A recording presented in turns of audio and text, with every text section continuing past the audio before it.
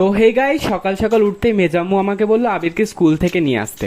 তো স্কুল থেকে নিয়ে আসার জন্য একটা গাড়ি দরকার, তাই সঙ্গে সঙ্গে বাড়ির বাইরে চলে গেলাম গারাজে গিয়ে দেখলাম এতগুলো গাড়ি দাঁড়িয়ে ছিল।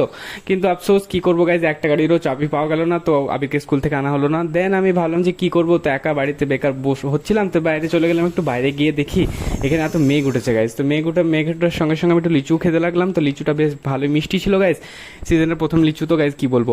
তারপরে একা দাঁড়িয়েছিলাম, তো একটা আমাকে লিচু খেতে দেখে একটা ছাগল আসলো, তো ছাগলটাকে লিচুর লোভ দেখালাম, কিন্তু ছাগলটা আমার কাছে আসতে আর লিচু দিলাম না ওকে। দেন ফাইনালি সন্ধ্যা হয়ে গেল, সন্ধ্যাবেলায় আমি ওপরে চলে এলাম। ওপরে এসে ভাবলাম যে অনেকদিন পড়াশোনা করতে বসায়নি, তো ভাবলাম একটু পড়াশোনা করিনি। দেন ঘরে ঢুকে বইগুলো দেখো অগোছালোভাবে পড়েছিল, তো ওখান থেকে বই উঠিয়ে তারপরে চলে গেলাম টেবিলে পড়াশোনা করতে। তারপরে ঘোর মনোযোগ দিয়ে আমি অনেকক্ষণ স্টাডি করলাম, স্টাডি করতে করতে তারপরে একটু বিরক্ত লাগছিল, তাই ভাবলাম একটু টিভি দেখে নিই। দেন টিভি সুইচটা অন করলাম, তারপরে একটা চানাচুরের প্যাকেট নিয়ে টিভি দেখতে থাকি আর খেতে থাকি। আর তোমরা এরকম ব্লগের জন্য চ্যানেল সাবস্ক্রাইব করো।